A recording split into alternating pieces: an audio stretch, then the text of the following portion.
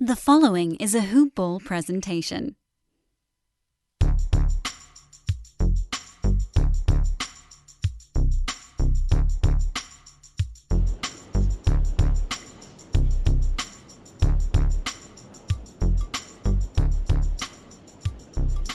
Hello, and welcome to the Hoop Ball DFS Today podcast.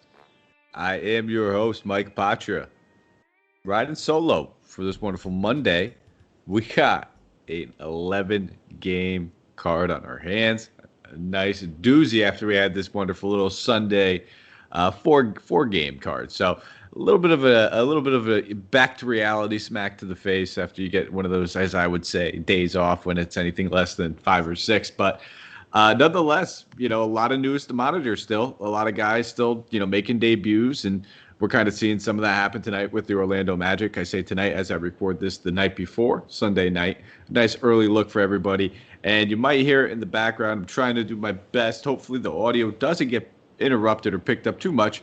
But it's like a torrential downpour. I don't know where this came from over here in Connecticut.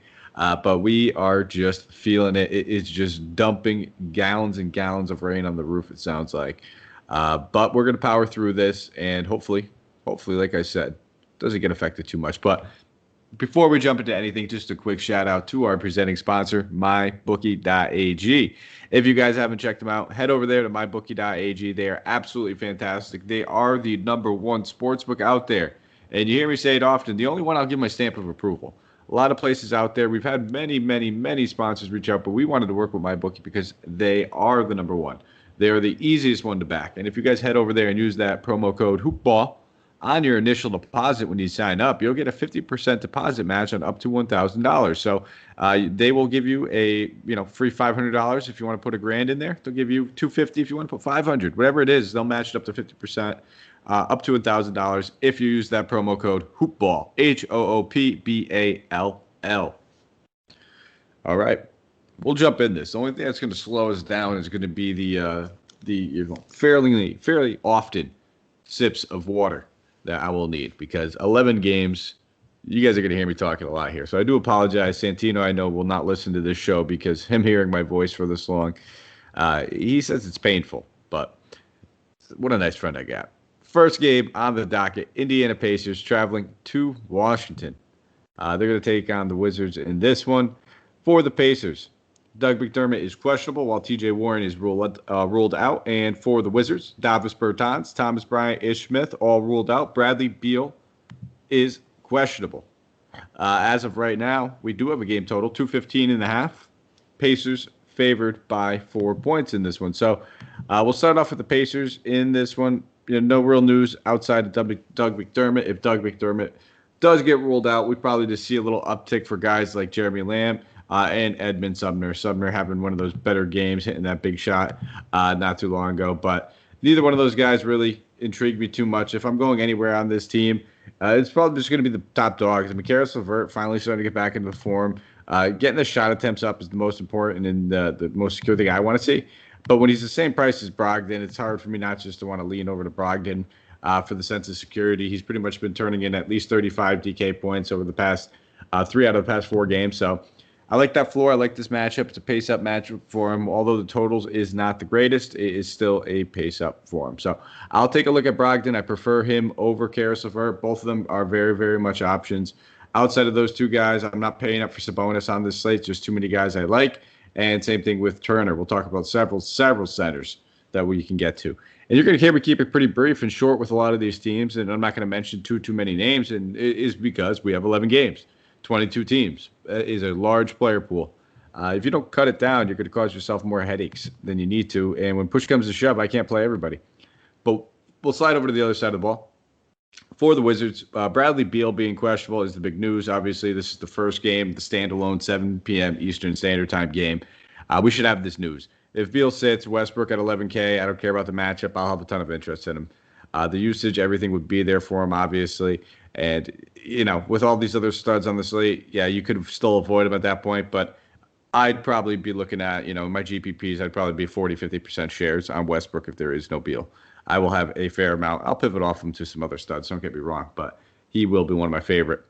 Outside of him, you can look at Alex Len at 4,200. He should still continue to be one of these guys in the mosh posh of centers out here.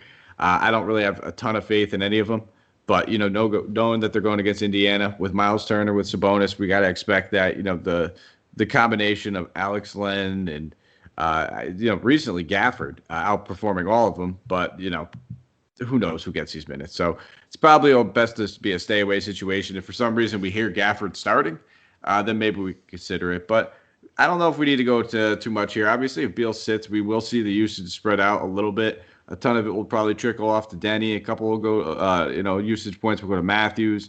But all in all, it's just really Westbrook for me that I'm going to have the most interest in. We'll move on to the next game.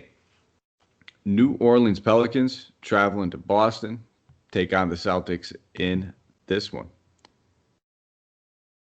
Check out the injury report for the Celtics. Evan Fournier is questionable. Romeo Langford, Samuel Gillet, and Tristan Thompson all ruled out. For the Pelicans, Lonzo Ball and Jackson Hayes are both being considered questionable at the moment. Game totals 230.5. Celtics are being favored by 4 points in this one. So we'll start off with the away team. We'll go straight to the top where we need to at Zion, 8,800. The price tag's still too cheap. The front court, it's even more vulnerable until they can bring somebody else in here. Sign me up for Zion at 8,800. He's one of my favorite guys in that 8K price range.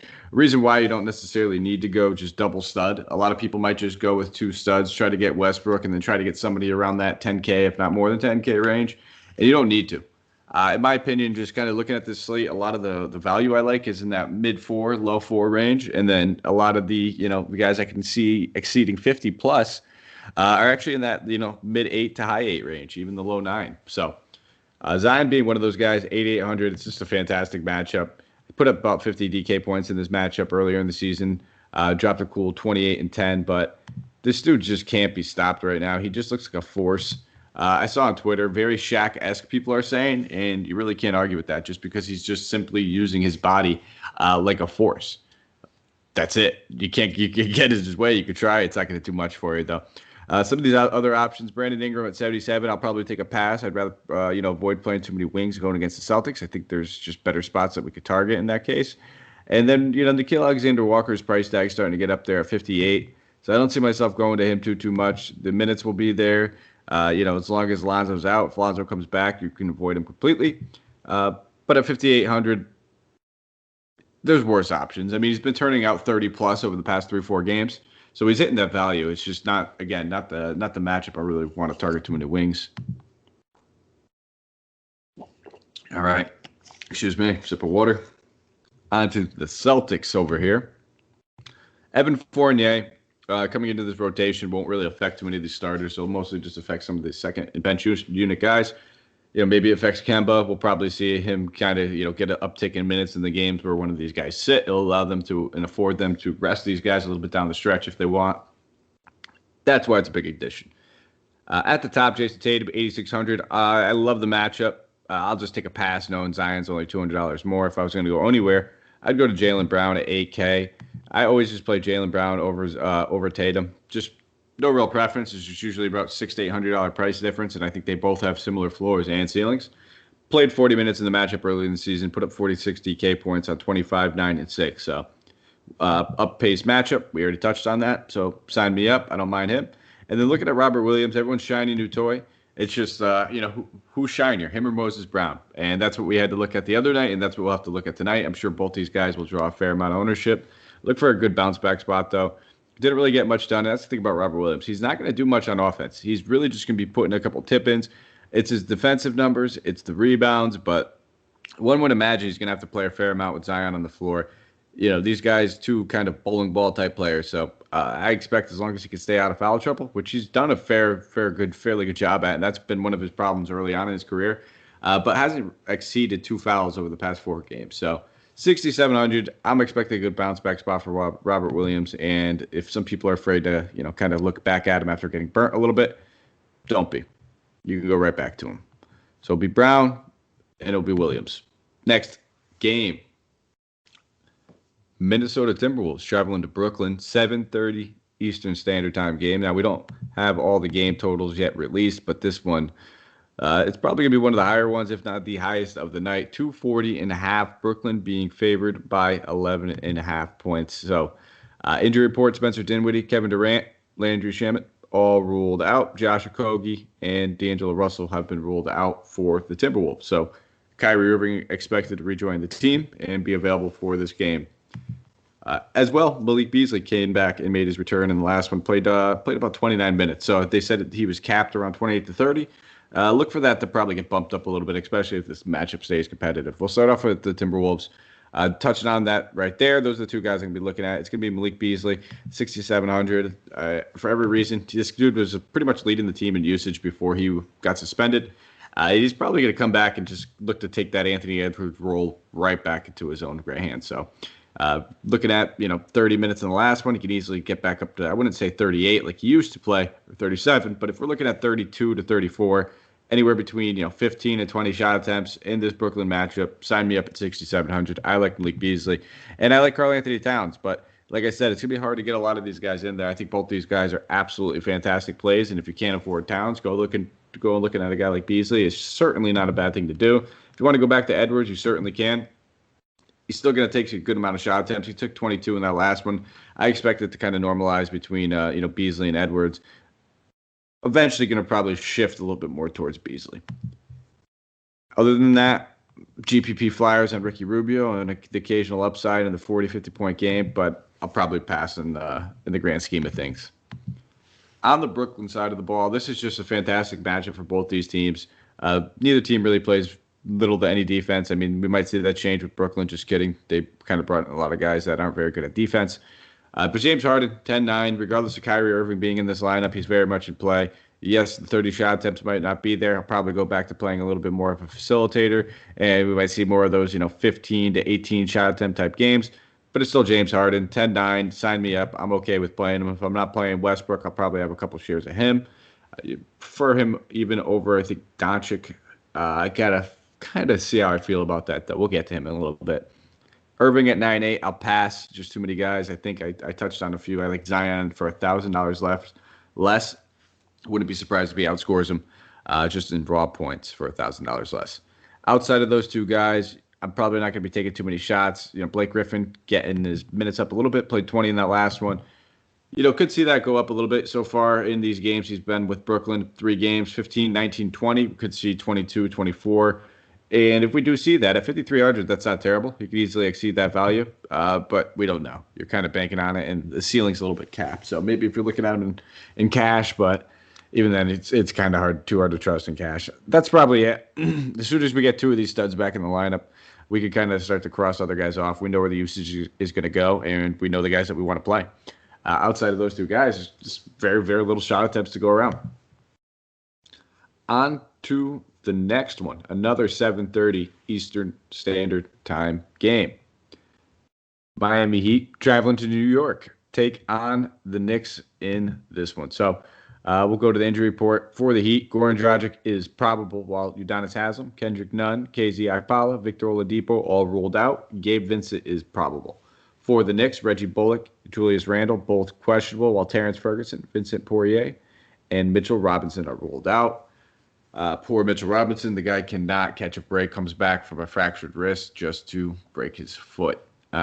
Dude, man, damn. Especially seeing Derrick Rose in that post game. Kind of really just laying it all out there. You see how much that guy really cares for his teammates. But this will probably be the lowest game total on the night, at least the lowest one that we have available for us at the moment.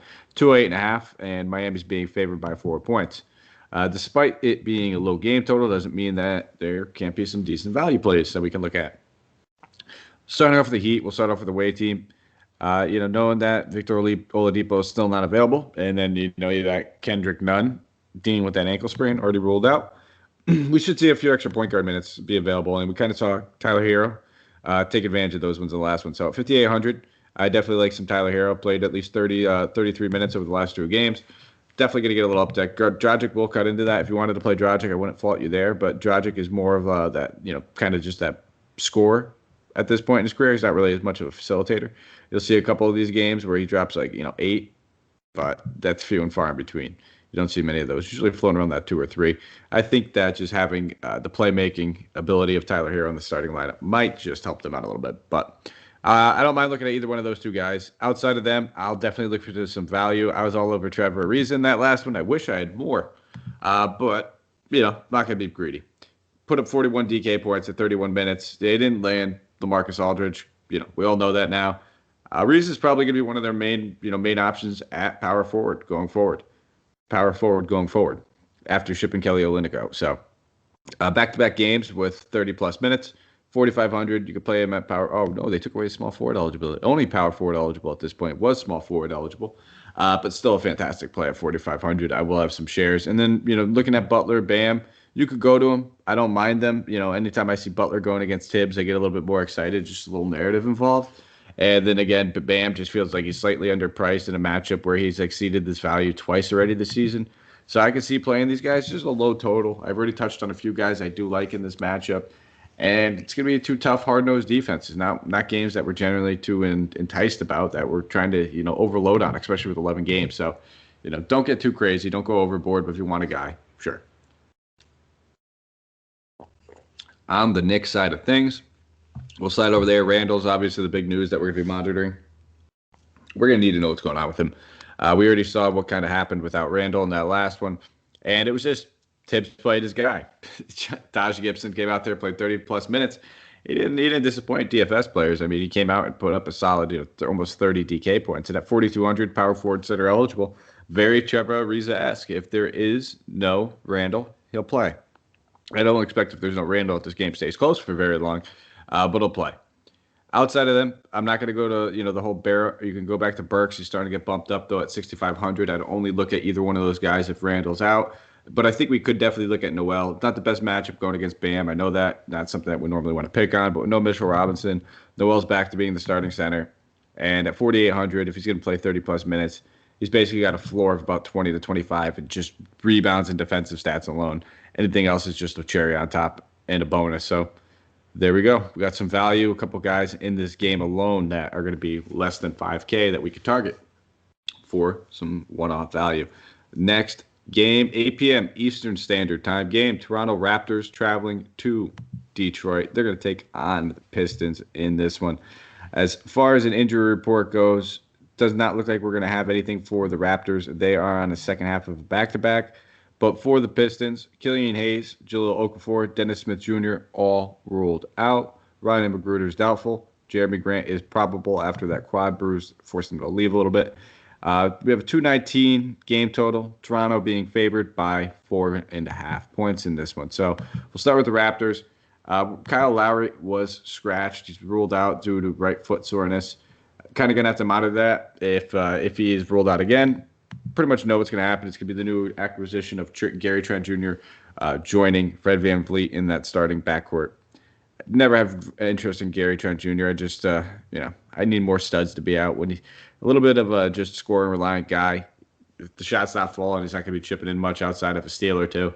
But Fred VanVleet at 7,900 is definitely a guy I would attack. Same thing with Pascal Siakam. If Lowry's out, these two guys will be the usage monsters that we want them to be. Both them under 8K. You can look at either one of them and feel perfectly comfortable with them. No DeLon Wright makes the backcourt a little bit more vulnerable, especially now for VanVleet. And if Grant is in there, be a fair opponent for Siakam in the front court defensively. It's just going to be pure volume, and we'll probably see them try to roll Siakam at center as often as possible. They've been really trying to run a little bit with smaller lineups. They're not going to have necessarily the lineup they want to have to do that, but they'll still be able to do it if they want to play Rodney Hood at the 3. On the Pistons side of things, Saben Lee came out and it was just scorching hot in limited minutes for the beginning of the game. Ended up finishing the game with 6-5, 5-1-2 in only 24 minutes at 25 DK points. Now, Dennis Smith Jr. already rolled out. Now, probably assume that Saben Lee will draw the start in this one. We'll have to keep an eye on it, though. No guarantees. We kind of seen them do a few different things with their lineup. But with Rodney, I think when he didn't start, it was Rodney Magruder that started. And now with Rodney Magruder doubtful, probably a fair bet that we get to see Lee start. Not the greatest matchup that we not want to necessarily target, but at 3,800, he's definitely in play as a rock-solid value play. And, who's going to pick up the ancillary point guard minutes? I don't expect Lee to necessarily come out here at goal 30. We'll probably see Joseph play a fair amount as well if he is available, which it feels like he is. And then Frank Jackson as well. But never do I ever want to play Corey Joseph. I don't really trust it. 3,900, there's worse you can do. That's it for me. I'm not really looking at a whole lot over here. Hamidou Diallo is getting his minutes back up. Only played one game, rested the second half of back-to-back from the last time. He should be looking at maybe 20 or 24 minutes, but until we see what he can do with 30 on this team and the usage and how it's distributed, I really just don't have a lot of interest over there. Next game. Memphis Grizzlies traveling to Houston. They're going to take on the Rockets. 8 p.m. Eastern Standard Time game for the Rockets. Avery Bradley and Christian Wood, both questionable. Dante Exum, Eric Gordon, David Nwaba, all ruled out. For the Grizzlies, it is only Jaren Jackson Jr.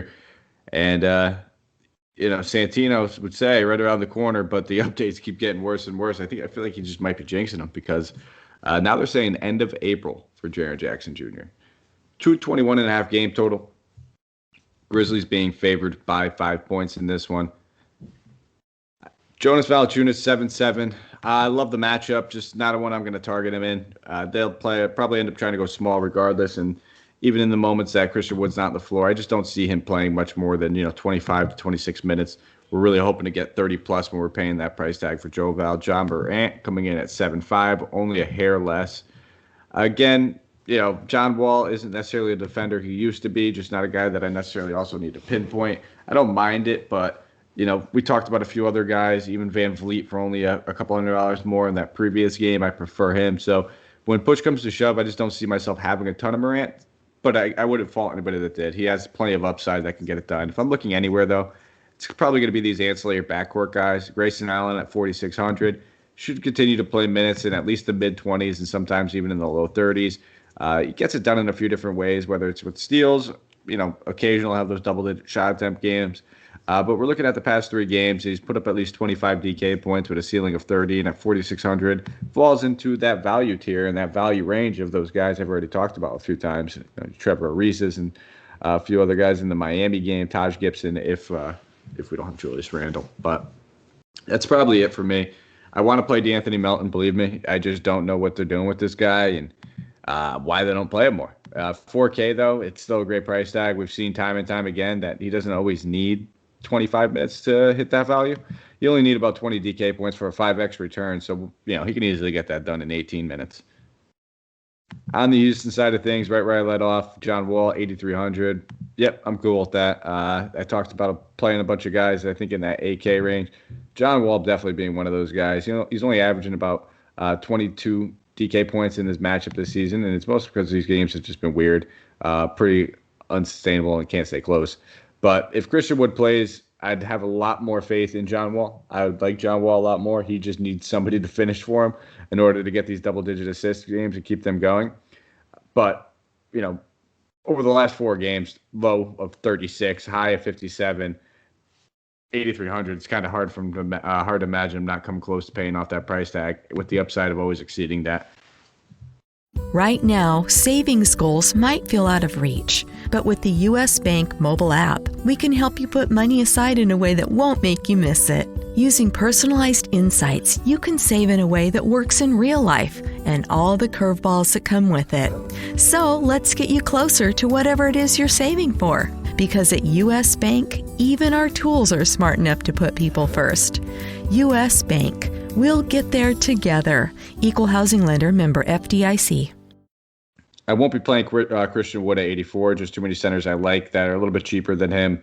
But if he is out, we could definitely go look at Kelly Olynyk again at 4,400. He'd be a near chalk play, and for good reasoning. You can't blame anybody. Another guy that falls in that 4K range, you'll hear the theme of the night, and that is it.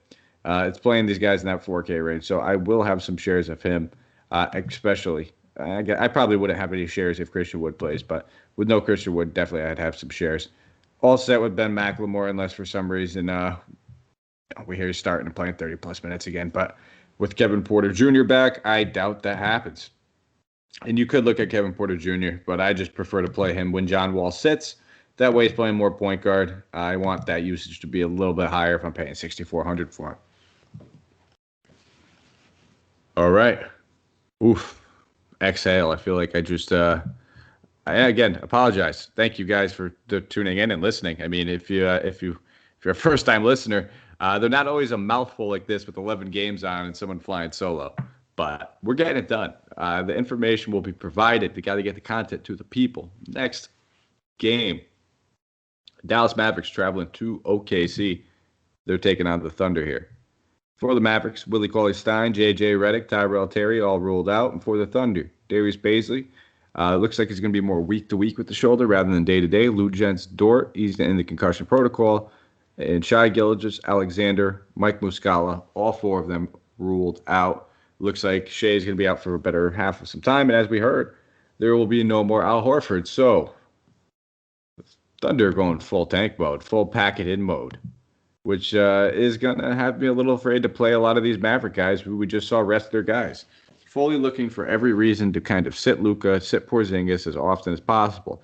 Now, I'm not saying they're going to pack it in and they're happy with their seating or anything like that, but, if this game gets out of hand, you best believe that we're probably going to see a lot of these Mavericks go straight to the bench as soon as possible. So that's the reason. Otherwise, I would love Luka. I would love playing Luka. If this game stays close, there's no doubt in my mind Luka drops 60+. I just don't trust if this game stays too close. You could look at either one of Porzingis or Luka if you do feel like it, or if you want to play a couple pivot lineups and hedge your bet and get them in there. Then you can do that. But I doubt we see Boban start again with Porzingis, mostly being available to play. And if he is, sign me up at 3,700. But I just doubt that he'll be available. Maybe they do. Maybe just to go against Moses Brown, but I doubt it. On the other side, Moses Brown, new talk of the town, 6,800. Going against his Mavs team, which has pretty much been one of the worst teams against opposing centers on the interior. We're talking 3 straight games of 30+ scoring. He shot well over the past 2 games. Pretty much, mostly like a putback and rim running type guy. 8 of 10, 7 of 9. Not going to happen like that every game, but the rebounds look like they're real. This guy's just absolutely scorching hot over the past 4 games on the glass. Talking 53 rebounds over the past 3 games. So, yeah, 6,800. He's right in that Robert Williams territory and the Time Lord territory. Who do I like more if I had to pick one? Well, I think Brown's probably going to draw a little bit more ownership tonight, but both fantastic options. I'm probably leaning a little bit more Brown. Feel a little bit safer. But when it's all said and done, I think I might have more Williams. We'll have to see how that goes. But, no Bazley, no Dort. There's going to be shot attempts to go around, no Shea. Maladon should continue to start. I don't generally like to target the Mavs at the point guard position, or actually in the backcourt in general. I'm not a big fan of it. So I'll probably pass on Maladon at 5,800. I'll let some other people play him. Again, one of those guys, I wouldn't fault you. Makes sense. He's going to have usage. He's going to have the shot attempts. I'll be there for him. Just not a guy that I'm, overly excited about. But looking at Roby, looking at Pokusevski, both these guys are excellent plays. If I had to play one, I'd probably play Pokusevski. But you can go to either one of them in that low 5K range. Pokemon just gets it done in so many different ways. Blocks, steals, assists, boards. Just manages to chip in all over the place. He's always going to struggle from the floor, but who cares? We don't mind that in DFS. And if you want to look at Svea Mikalik or Kenrich Williams, one of these guys, a value play, they're both there for you. I already touched on a ton of value. If I had to play one of these guys, it'd probably be Kenrich. He played 30 in that last one. But none of this is guaranteed. These guys would probably be like 3rd or 4th on the team in shot attempts. And I think we probably touched on a few guys that are same price, if not even a little cheaper, that are a little bit better, a little bit more secure, a little bit higher upside. That's what I'm always looking for. I'm looking for the upside. Next game, 8:30 Eastern Standard Time game. Sacramento Kings traveling to San Antonio. They're going to take on the Spurs in this one. As far as an injury report, Marvin Bagley, Jamius Ramsey both ruled out. Hassan Whiteside is questionable for the Spurs. Kenta beats Diop, Marquise Chris, Lonnie Walker, all ruled out. Devin Vassell is probable.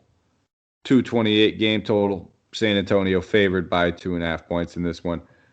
Sacramento coming off of that absolute just ridiculous full court pass and turnaround shot by Harrison Barnes, and then hilarious post game hype up by Hassan Whiteside.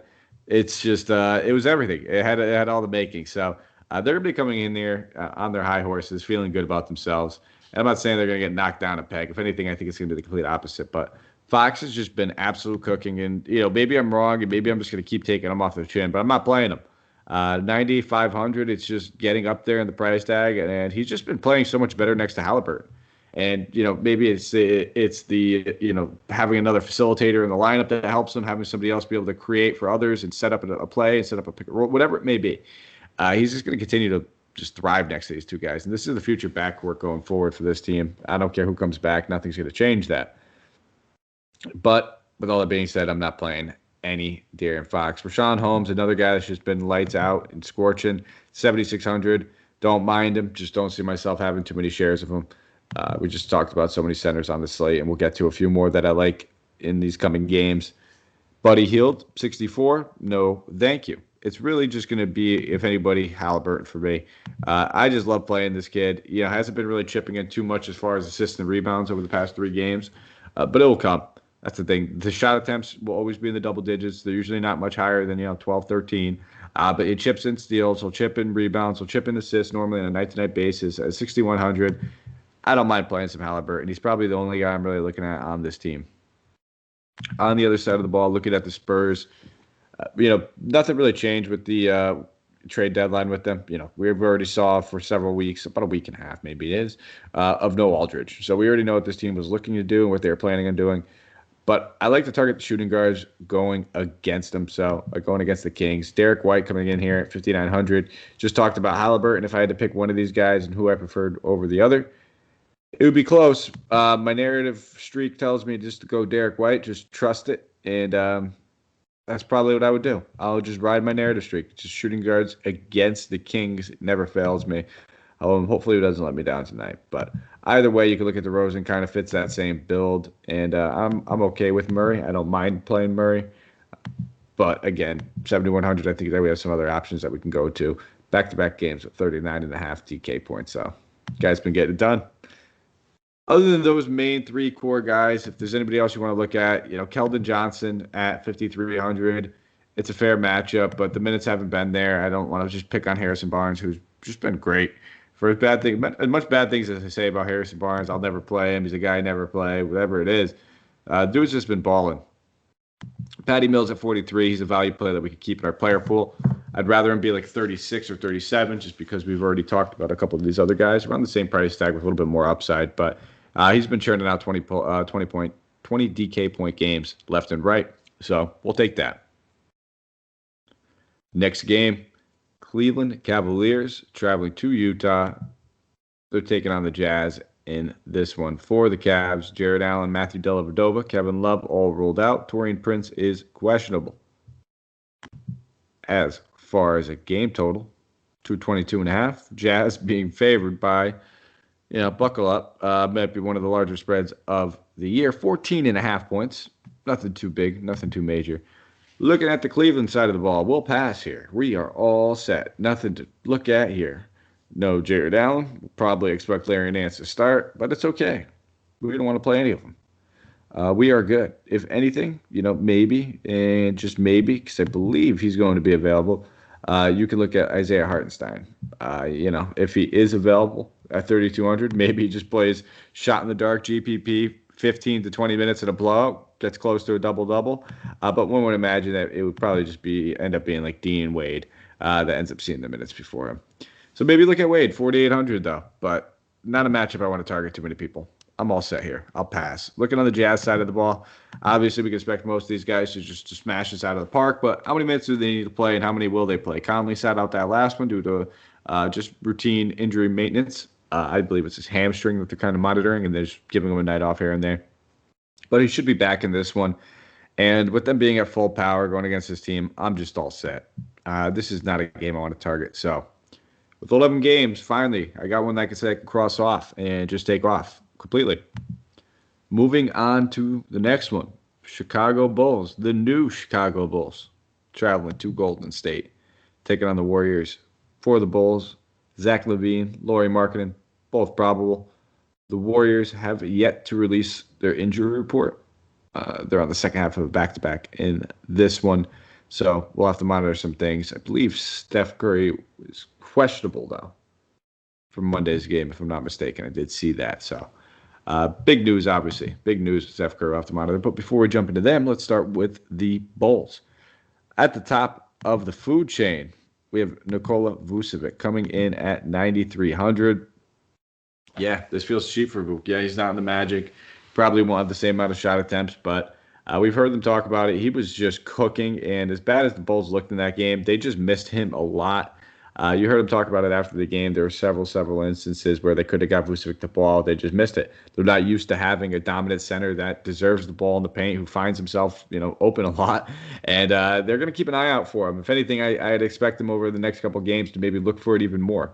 There's not a single center on this lineup or in this matchup that can stop him. They'll probably try to throw Wiseman at him a little bit, but I'm a big Wiseman guy, but he is not ready for a guy like Big Uchavich. So I will pass on Wiseman. I will play some Uchavich. Outside of him, looking at Zach Levine, the price tag is down, and it feels like it's down too much. A little just too much for a guy that, we were routinely ready to pay $9,500 for early on in the year. Yes, Vucevic is going to eat into that usage slightly, but not enough for me to be scared. I mean, this dude dropped 53 DK points on them earlier in the season on 11 to 23 shot attempts. 8,400, I have no problem going to him. Again, why I'm not going to so many guys over 10K. These are two guys that, regardless of the position eligibility, I like both of them. 8,400, 9,300. I'll probably have one or the other in a fair amount of my lineups. I don't think I'll be going to too much as far as these other guys. Thad Young at 6K, don't mind it, but I'm all set. I don't even think I would go to Marketing at 5K. He'll have some big games here and there. I'm not expecting them to be few and far in between, but those larger rebounding games and those days of him being near the paint are gone. You can kiss those goodbye. So that's it. I'll pass it with anybody else. I'm all set. I think Satoransky maybe a little bit, 47, but we already talked about it. Again, the 4K price range. It's just so much value in it tonight where we don't need to look at Satoransky like we normally might. All right. On the Golden State side of things, looking at Steph Curry at 9-4. If he plays, I absolutely love him. He went through a full practice on Sunday, but again, he's considered questionable for today's game. 9,400, though, great price tag. If this game stays close and he's ready to play, I imagine he'd play a full workload. They wouldn't take any chances with him. And if he's back, we don't look at Wiggins.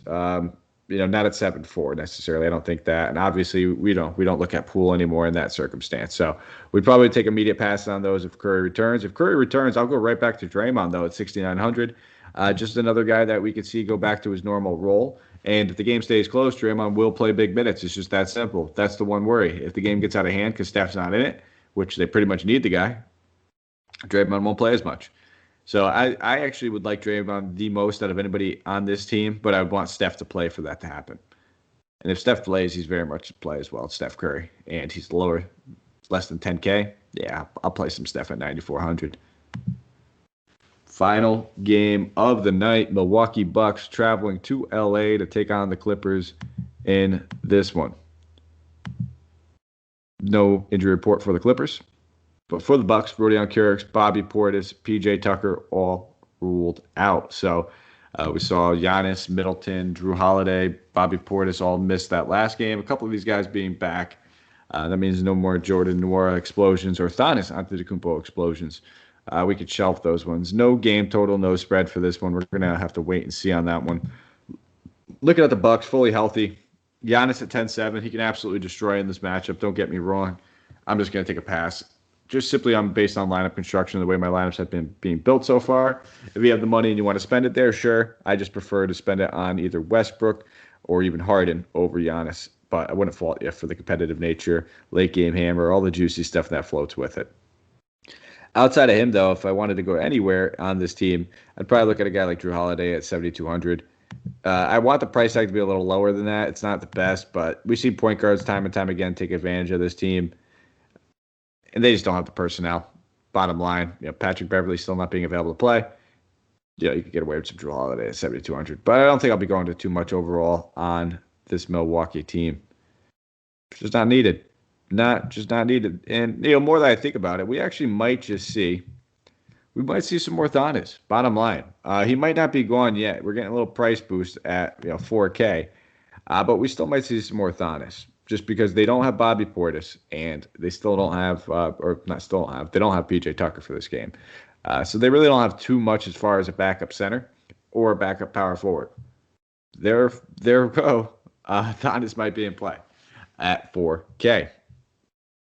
On the other side of the ball, looking at this Clippers team, both studs under 9K. Kawhi Leonard, 8,900. Paul George, 8,500.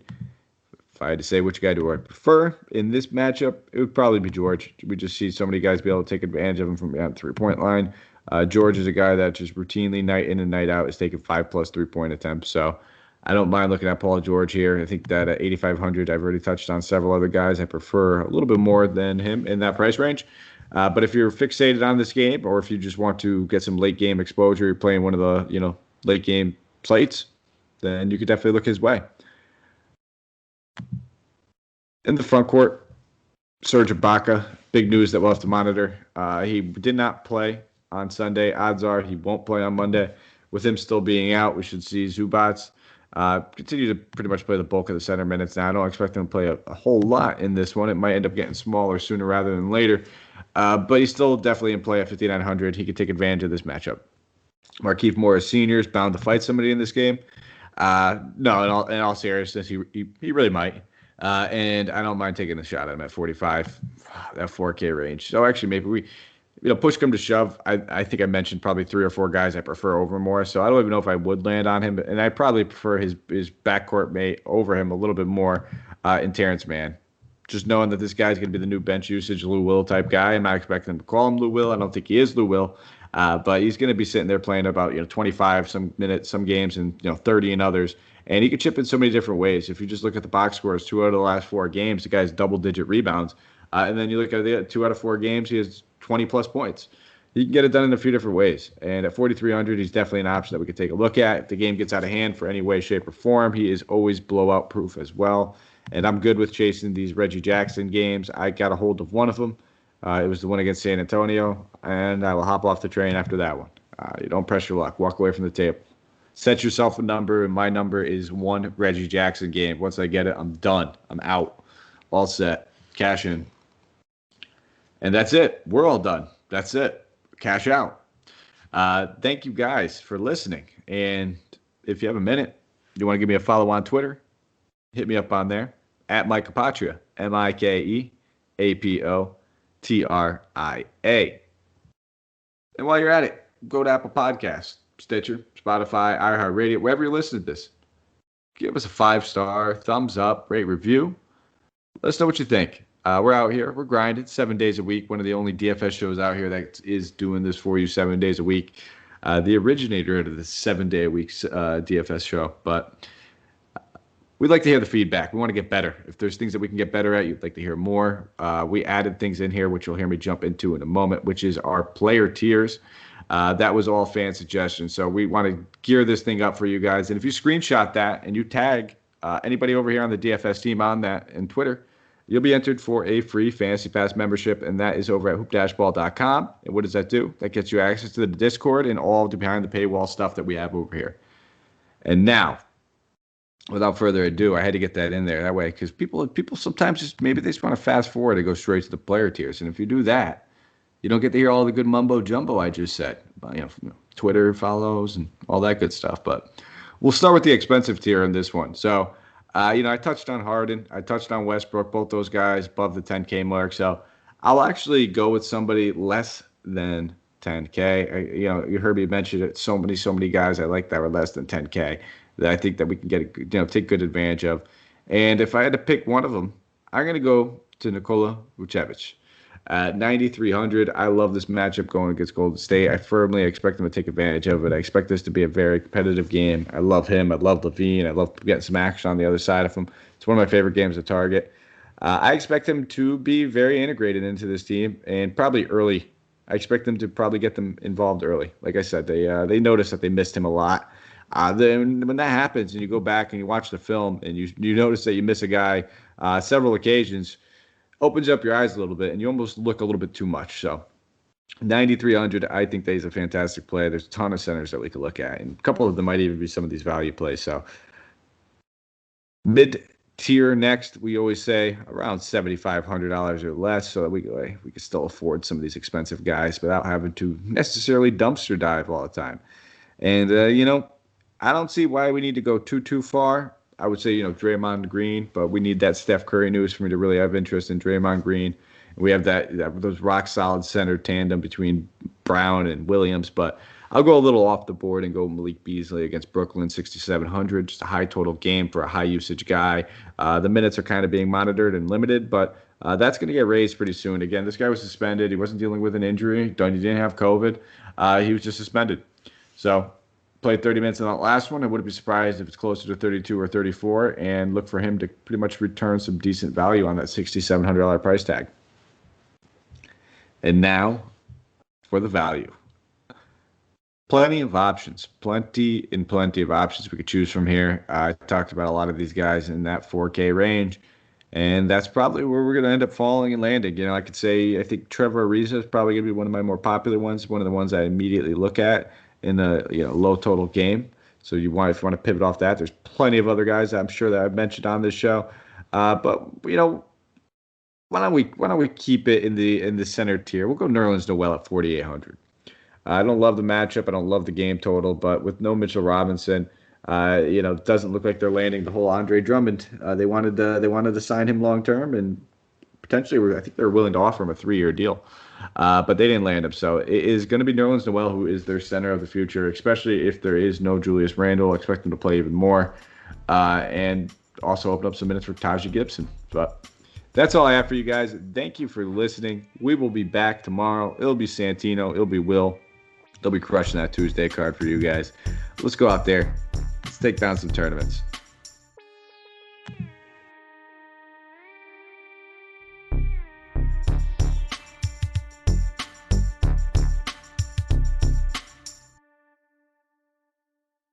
This has been a Hoop Ball presentation.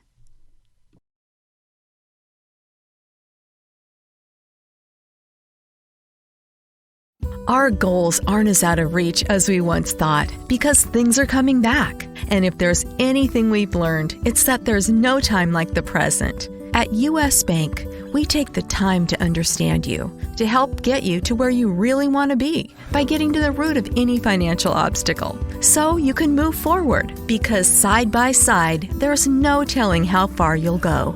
U.S. Bank. We'll get there together. Equal housing lender, member FDIC.